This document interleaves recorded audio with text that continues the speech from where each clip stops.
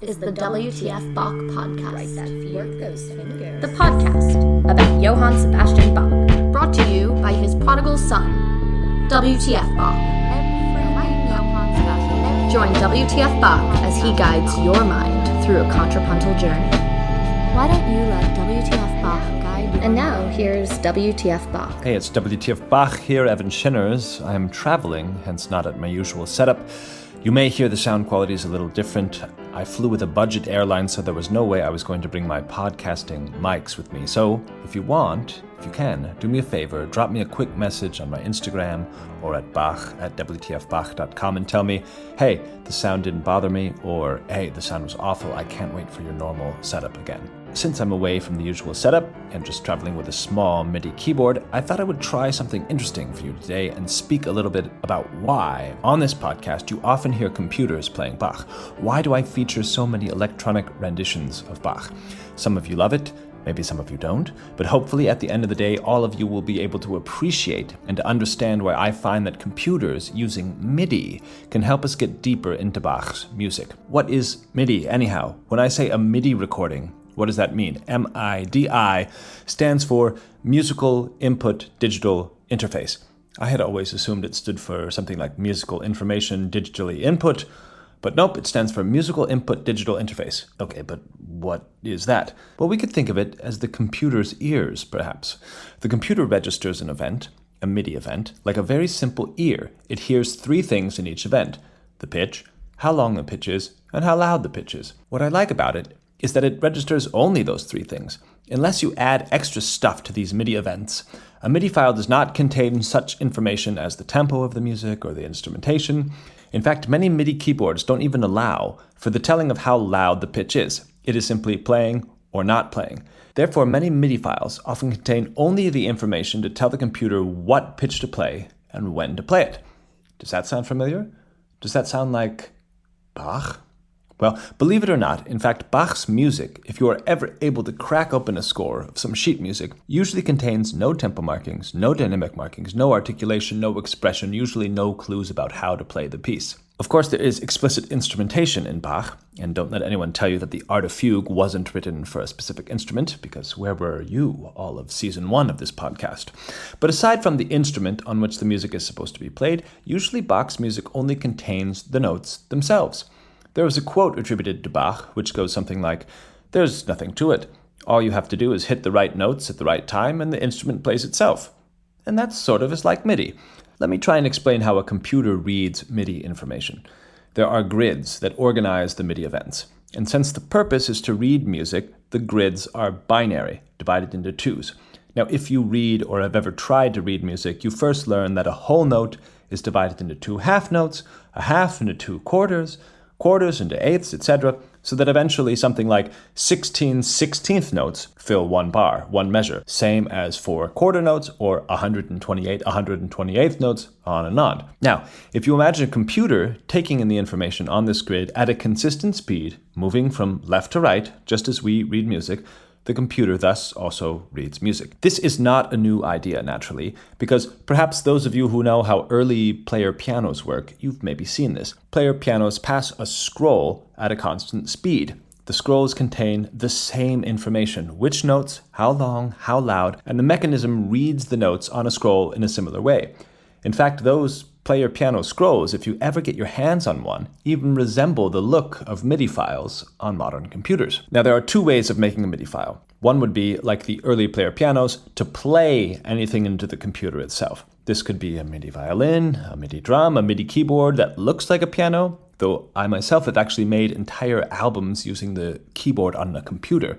Hey, they don't call me a keyboard virtuoso for nothing. But you don't even need a MIDI instrument, because the other way to make a MIDI file is to simply click the information into the pre-existing grids on the computer. Now, what is the difference? One is still a performance, the playing of the MIDI instrument, but the other is not. It's simply inputting data. The performance will give us a slightly human feel, and even if you're the most mechanical of players, and this is actually quite a wild thing for a pianist to do, once you zoom in really finely on the MIDI information you've inputted from a performance, there will always be little variations in the lengths of the notes you play, variations in the length, in the loudness, in the touch, all things that make the performance seem, well, human. But if you click the notes, first you must click the note, and then you choose how long the note will be, and then you choose how loud the note will be. It's a multi-step process. It's not a performance at all. Now for this episode, I mostly want to talk about how we can learn from the MIDI file that's not a performance, as opposed to the one that is created somewhat live. It's possible to make MIDI files and electronic Bach music using MIDI in a way that sounds very convincingly human indeed. If you've ever heard Wendy Carlos's Switched on Bach, I don't think you need any convincing. Like I say, for purposes of this episode, let's focus on the idea that the computer is playing only, in the most cold and mechanical way, the notes on the page. And now we are asking, how on earth can we understand Bach better with something like that? Well, if we can understand that the page itself, the ink Bach put onto the page, is the blueprint for the idea that one must put into sound, then we can also imagine that the MIDI file is that blueprint put into sound by a computer. Musicians need to build Bach's blueprints to bring the sound to life. That was really difficult to say. Build Bach's blueprints to bring the sound to life. Okay, that's a tongue twister. Anyways, musicians are the ones who let us hear these ideas, but not all of us agree with the way that musicians build those plans. Even the greatest Bachians of all time. Sometimes we wish they had done something a little different. Sometimes we prefer a different tempo. There are even people who claim that no performance of Bach could ever be better than the idea of the composition itself. I will stay away from such abstract philosophical discussions, but what I can at least say is that there's always an interpretation of what on the page Bach wrote. But with MIDI, at least if we're talking about the MIDI created by data input, there is really no further interpretation. It's tabula rasa. We get to examine Bach's ideas without anybody else. And if you don't play an instrument, or if you don't know how to read music, this could be the way for you to get a first-hand experience with Bach. Of course, you'll have to choose what sound you want to hear, and choose the speed at which you want to hear the music, but with the click of a button, you can change those things, choose a different sound or a different speed. I think it's time for some demonstrations. Here's me playing a line from a cantata live. Right now, I've just got the first volume of Bach's cantatas from the Neue Bach Ausgabe here, so I'm just going to flip to a random page and play the first line that I see.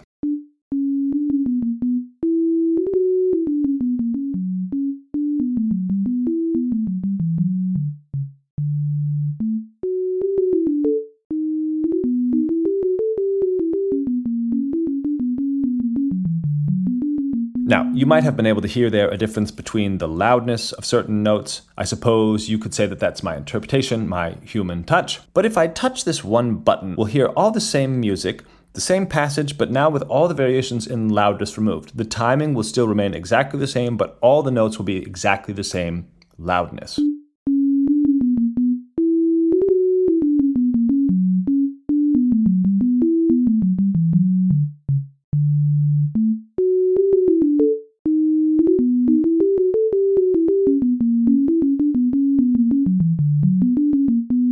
Now that for me is the worst form of a MIDI file. It's human, but it's been tampered with, so it's somewhat human, somewhat computer. You can hear the uneven lengths, but you can't hear any context given by the variations in loudness, by the phrasing, we might say. All the phrasing has been partially removed. So let's abandon this semi-human MIDI, and now I'll click in the same line, note by note.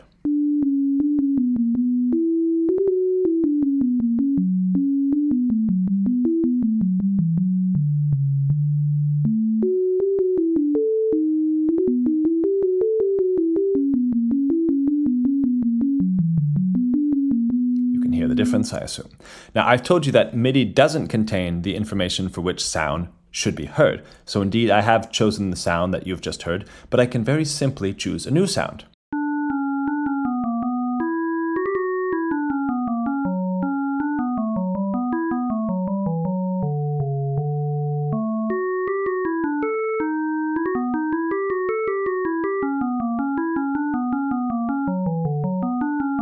Or now with both sounds.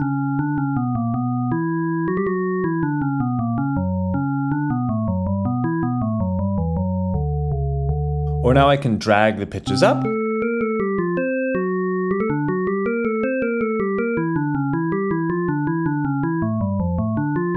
Or down.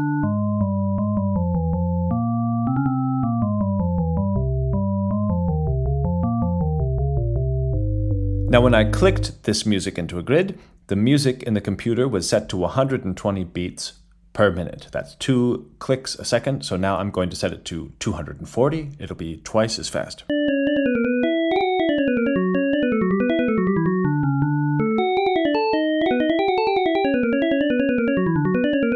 And now to 60 beats per minute, 1 click a second. That will be twice as slow.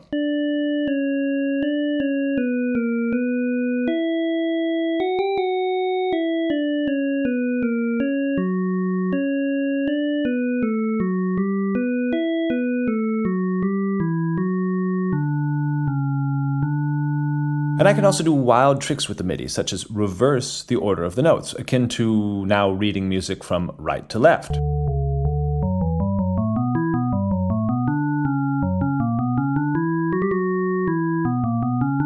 Or I can turn everything upside down.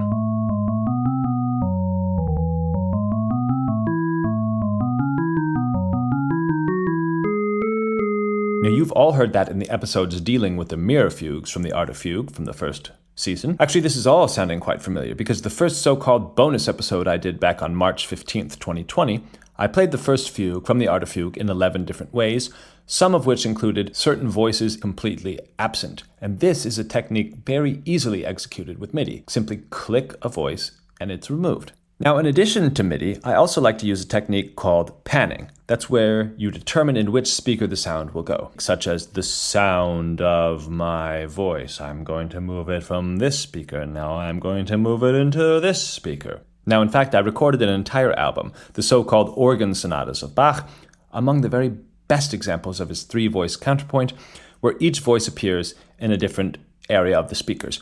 One upper voice is in the left speaker, one in the right, and the bass is in both speakers. If you haven't heard that, listen to it. It's on Spotify, the J.S. Bach Organ Sonatas under my name. Under my legal name, that is. And you can also do this with MIDI, just as I've done so many times on this podcast. So here is the same line from that cantata with every note altering between speakers.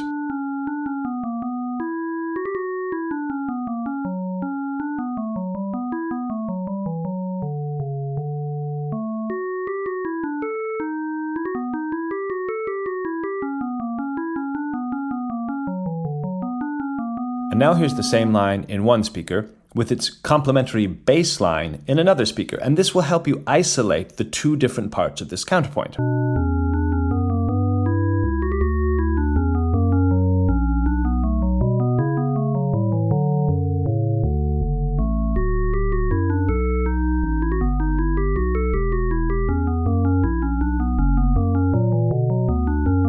And by combining these techniques, the panning, the speeding up, the altering in pitch, we can really dissect Bach in a way that I think is pretty unique to computers. Here's Bach's famous C major prelude played at the speed about which you know.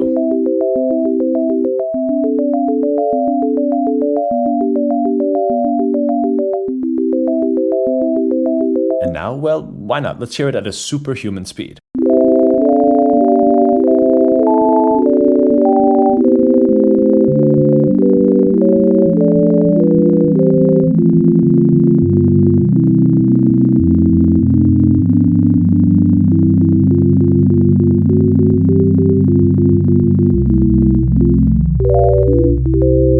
What can that do for us? If played so fast, if we listen to music that fast, faster than we could possibly play it, we, with our much shorter attention spans, can grasp the overarching structure much better. And if there's usually something that's heard quite fast, we can slow it down and savor it. Changing pitch, too, can be very interesting. Some of us might not respond to certain music if it's high or if it's low, but if we pitch it up or pitch it down, maybe it resonates with us better. I, who have perfect pitch, changing the pitch breaks up my perfect pitch and therefore decontextualizes the key in which I hear it. It's like being able to practice modulating from your seat. Now, one of the greatest experiences with Bach is to actually be part of a choir, singing one of his cantatas or major vocal works. And in this way, you have intimate hands-on experiences with one part out of many. And to your left, you hear people singing other parts, and to the right, you hear still more. If you've played in an orchestra, for example, you're very familiar with the brass belting out from behind you. But from the public, it's not so fun. It may even sound like chaos. But with MIDI, we can really get inside that music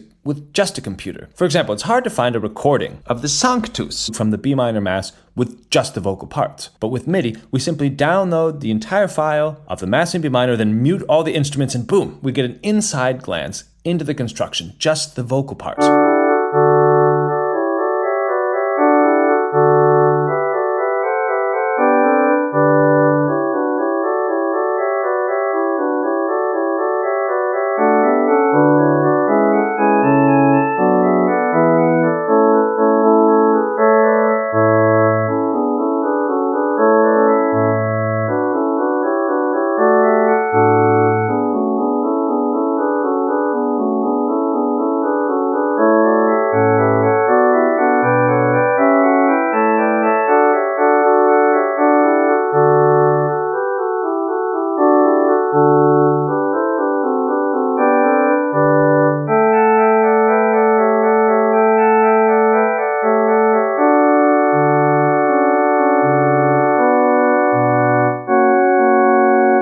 I like to think of it as being able to look at a great painting, like a Da Vinci or something, and say, okay, now remove every time he dipped the brush in blue. And it can help us appreciate the pieces we already know even more. I'm sure many of you know the Goldberg Variations as played by Glenn Gould. If you haven't, simply look up Glenn Gould, 1955, and take 30 minutes of your life for something which you won't be able to forget. Even so, one thing we can't hear in any piano rendition is the two keyboards that is so important to this piece. Several of these variations were written for the left hand to play on one keyboard and the right hand on another, and each keyboard sounds different from the other. Hence, the interplay of the voices highlights this difference between the two keyboards. They play off each other like cosmic dots of joy. Yet, even with the proper double manual harpsichord for which this piece was written, the difference is very subtle, and unless we're familiar with the sound of the harpsichord, or we know the music intimately, or are playing it ourselves, or perhaps standing very close to the instrument, it's not so direct as this experience right here.